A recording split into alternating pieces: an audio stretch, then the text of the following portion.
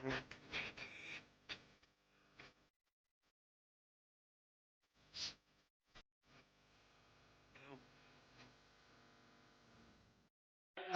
لله رب العالمين وصلى الله وسلم على نبينا محمد وآله وصحبه. Assalamu alaikum wa rahmatullah. Très chers amis téléspectateurs de Kalimatul Haq, par la grâce d'Allah subhanahu wa ta'ala, nous voici à notre 40e séance qui porte sur la sourate Le Soleil Ash-Shams. Cette sourate est la 26e révélation reçue par la meilleure des créatures, le prophète Muhammad, paix et salut sur lui. Et dans le Coran, c'est la 91e sourate.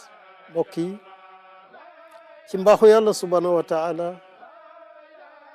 ñu toog ci suñu ñeen fukkeelu jataay ci kalimatul haq dal saar bii di wa shams.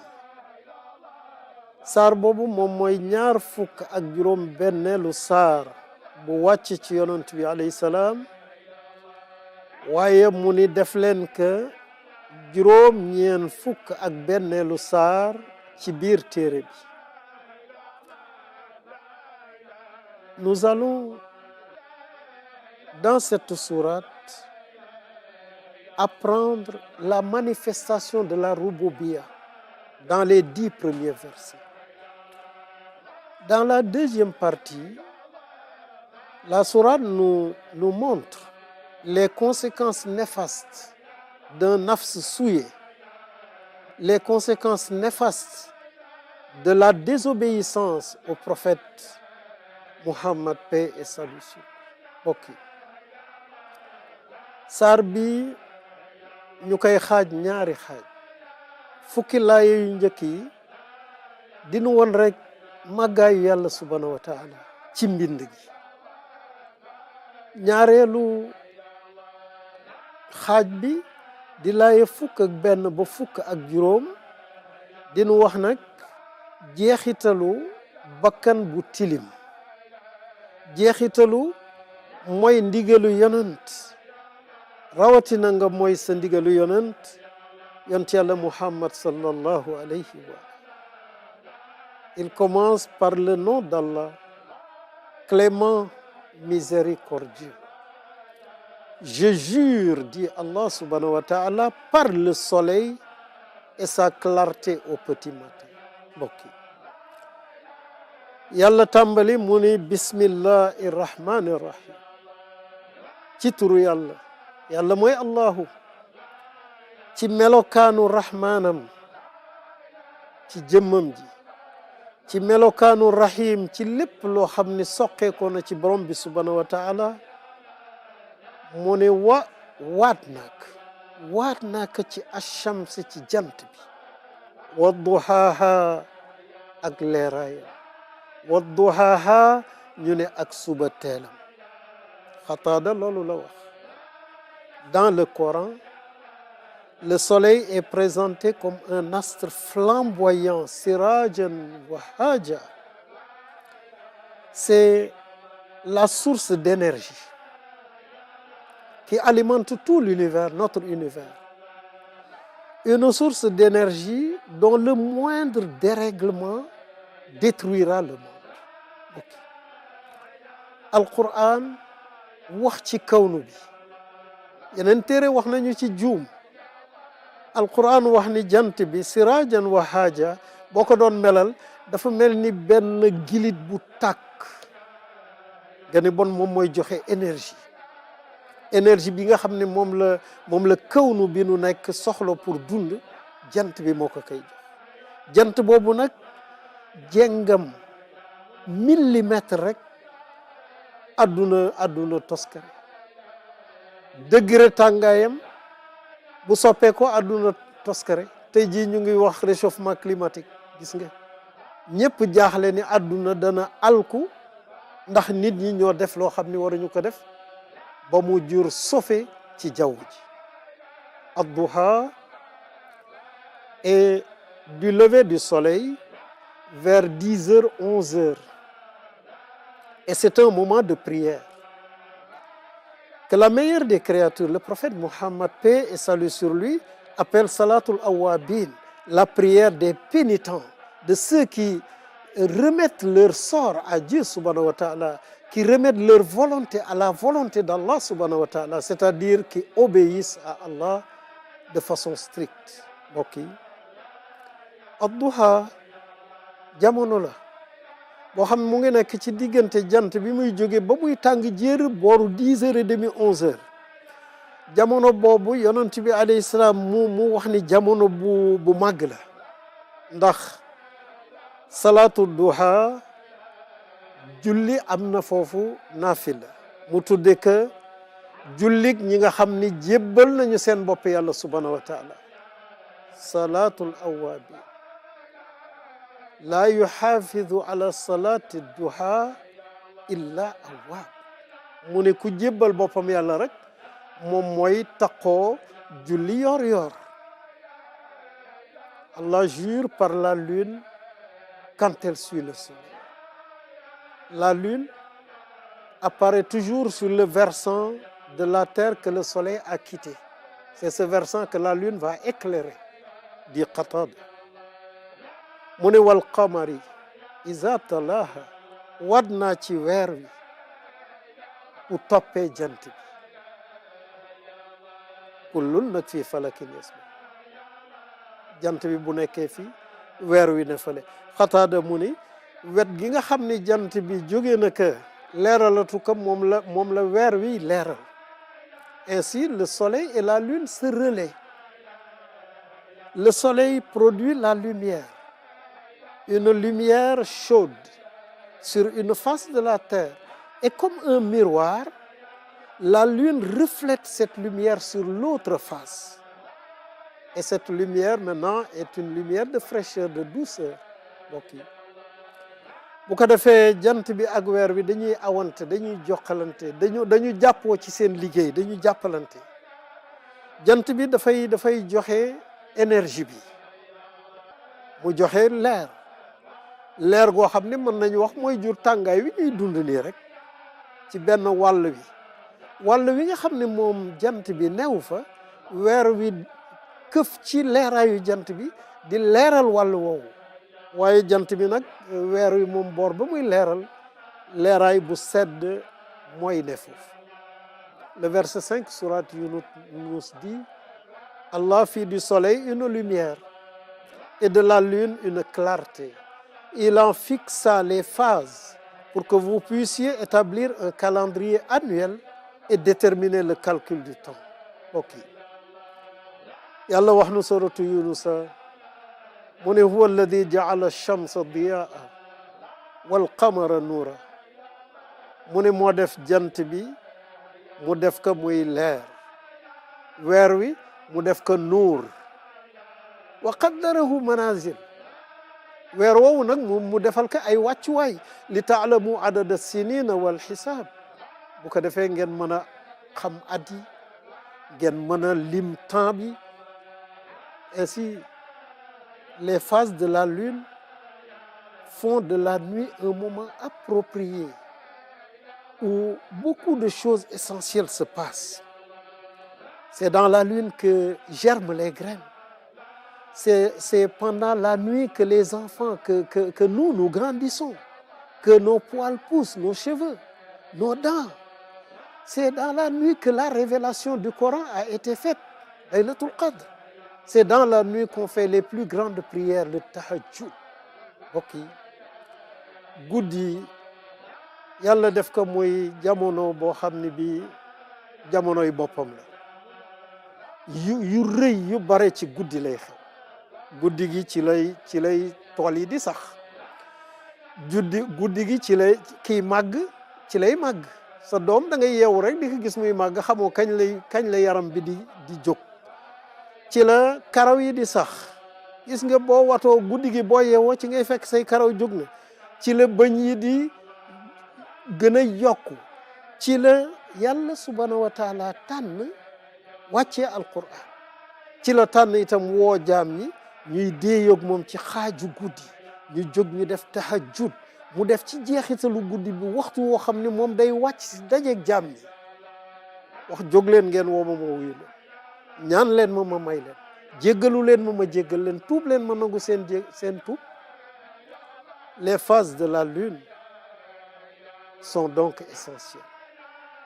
Il continue, il dit, je jure par le jour quand il s'éclaire, par la nuit quand elle répand l'obscurité. C'est les versets 2 et 3, sourate Ash-Shams.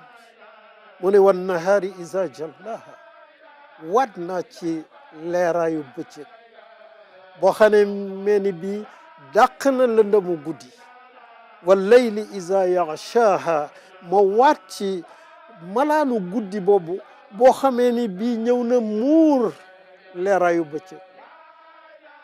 Les savants ont beaucoup dit sur la lune, sur la nuit et le jour.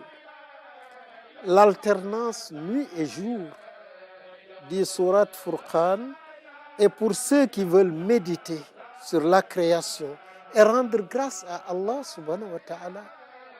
Mbokk yi guddeeg bëccëg naam dañ ci jëriñu ci yu bare ci matériel waaye yàlla mu ni lazi jaala layla wan nahaara xilfatan liman araada an yazakkara aw araada shukura.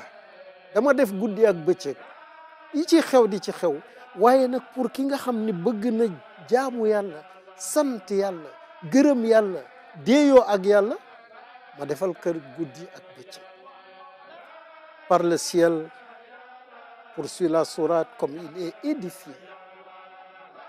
Sourate Ra'd dit 100 piliers visibles. yàlla mu ne was samaa'i wa ma bana waat naa ko ci asamaan bii ngay seen mu tiim la wa ma banaha ak na ma ko bindee. Sourate Ra'd mu ne bi xayri amadin tarawnaha amul benn pilier ponk jiñu ko tee. Sourate Zariyat nous dit par la terre comme elle est étendue nous avons aplani la terre. Quel beau bâtisseur, quel parfait bâtisseur. Donc wal arda wa ma tahaha wal arda farashnaha fa ni'mal ma'id.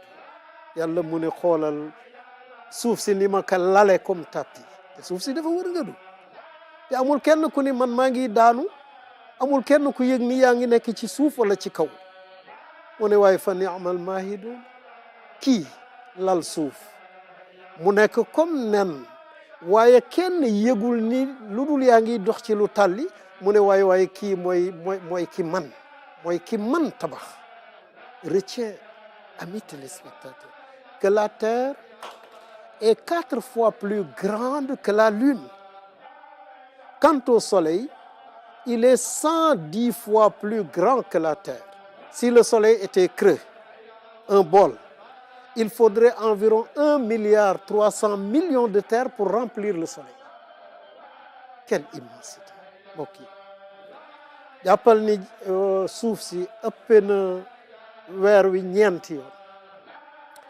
moom suuf soosu jant bi ëpp na ko téeméer ak fukki yoon.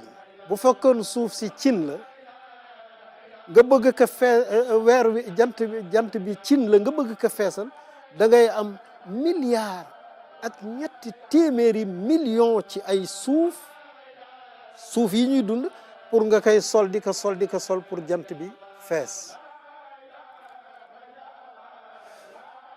Amis téléspectateurs, nous ne sommes même pas dans cette immensité à la taille d'un grain de sable. Et pourtant, de toutes les créatures, c'est nous que Allah subhanahu wa ta'ala a honoré. Karramna bani Adam, honoré de la responsabilité, de la liberté de choisir, de faire ce que nous voulons, de suivre ses ordres ou de lui désobéir. mbokk yi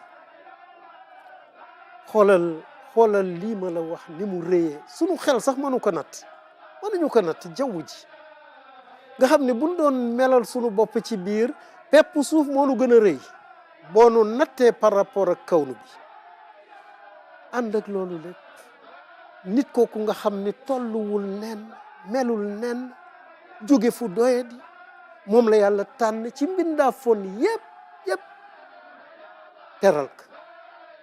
teral ka jox ko coobare teral ka may ka mu ràññee may ka nag itam man yàlla mii nga xam ne lu ma dogal mu am mais bu ma la santee bu la neexee bañal bu ma la santee bu la neexee defal waaye boo lëgee boo ñëwee ma lijjanti sa mbir li baax nga am li bon nga dékku.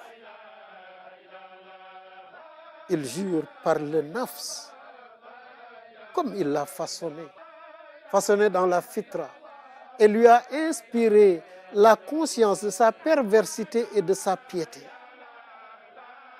mu ne wa nafsin wa ma sawwa mu ne waat naa ci bakkan sunu bakkan yi lay waat ci ñun lay waat sunu bakkan yi mu ne waat naa ci nañu ko tëggee ci fitra def ci mbaax waaye jëmbat ci itam nag waxoon nañu ko ci jataay yi wees jëmbat ci ay njëmbat yoo xam ni bu ko nit ki toppee ci ñaawteef rek lay nekk fa alhamaha fujuraha wa taqwa yàlla tëgg bakkanu doomu aadama tabax ka may ka mu ràññee lu baax waaye mu ràññee lu bon.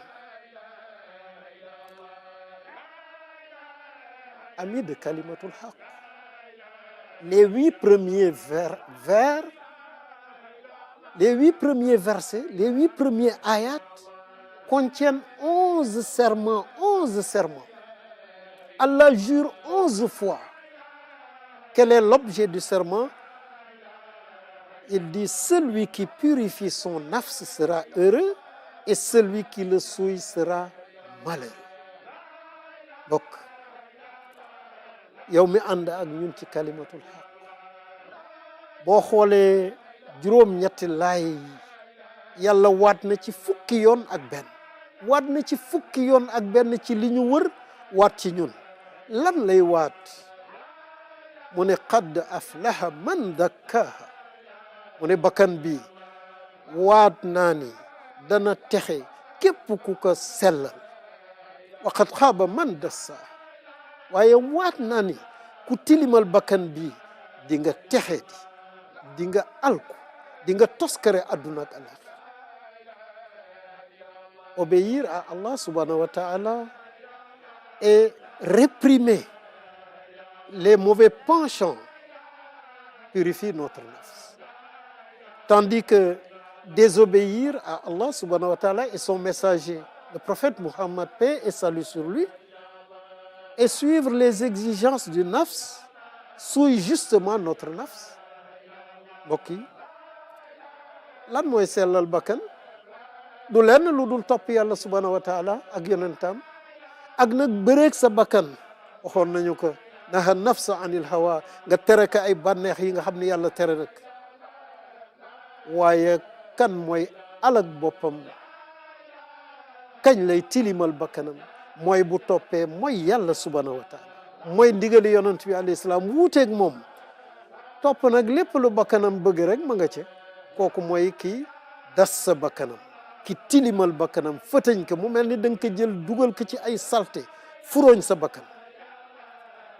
Zaka Tazkiya est un programme d'éducation spirituelle pour maîtriser le nafs jusqu'à ce que le nafs déteste le mal et la perversité, qu'il trouve du plaisir dans le bien et l'adoration. Karraha ilaykumul kufra wal fusuqa wal isyan wa habbaba ilaykum. wax na que tazkiya bii mu tudd zakkaha programme la programme mu dund la programme mu tàggat sa bopp la ak sa bakkan boo xam ne moo lay may nga téye sa bakkan ba sa bakkan lépp luy lu bon da koy sib da koy bañ waaye lépp luy lu baax ak topp borom bi subhanahu wa taala sunu bakkan yi da koy neex loolu rek lay bëgg. C'est cela la mission du prophète alayhi salam. C'est cela la mission de celui qui enseigne l'islam. C'est d'expliquer nos signes, nos versets, vous rendre vertueux, vous purifier, vous enseigner le Coran et la sagesse, c'est-à-dire la sunna, la pratique de la meilleure des créatures, le prophète Muhammad, paix et salut sur lui. c'est au verset 129, 151 sourate Baqara, verset 164 sourate Ali Imran, et c'est répété encore au verset 2 sourate Al-Jumu'ah. ok tàggat bakkan tabax ka ba mu sell setal ka, loolu mooy liggéeyu yonent bi alayhi salaam ak liggéeyu képp koo xam ni yaa ngi topp ci yonent bi alayhi salaam ni da ngay jàngale diine ji, mooy yatlu alaykum ayatihi, mu won leen lépp luy firndeel màggaayu yàlla subhanahu wa taala, wa yuzakkikum mu sellal leen, tazkiya leen, tarbiya leen, tarqiya leen, wa yuallimukumul kitaba wal hikma, mu jàngal leen téere bi, jàngal leen alquran ba ngeen xam ko jëfe ko, wal hikma ak doxalinu yonent bi sallallahu alayhi wa sallam. Que Allah jure 11 fois pour conditionner notre salut à la pureté de notre nafs et notre malheur à sa corruption, rend obligatoire pour nous la connaissance de notre nafs et son éducation. bokk na yàlla waat fukki yoon ak benn pour wax ni texe mu ngi aju ci bakkan bu set, texe di mu ngi nekk ci bakkan bu tilim. loolu dafa daal di def farata ci ñun ñu xam sunu bakkan ak xam ban yoon la ñu war a jaar ba tàggat ko ba mu jub. Considérons que le nafs est un habit blanc, sans tache, sans souillure, sans malpropreté, c'est-à-dire dans la fitra qu'Allah nous remet quand nous venons dans ce monde et nous dit: fils d'Adam, ramène-moi ce tissu, ce nafs, à ta mort, aussi pur et immaculé que dans l'état où je te le remets. bokk boo doon melal mbir mi da nga naan bi nit di ñëw ci àdduna yàlla daf ko jox benn malaan mu weex tàll bu amul benn tilim tilim.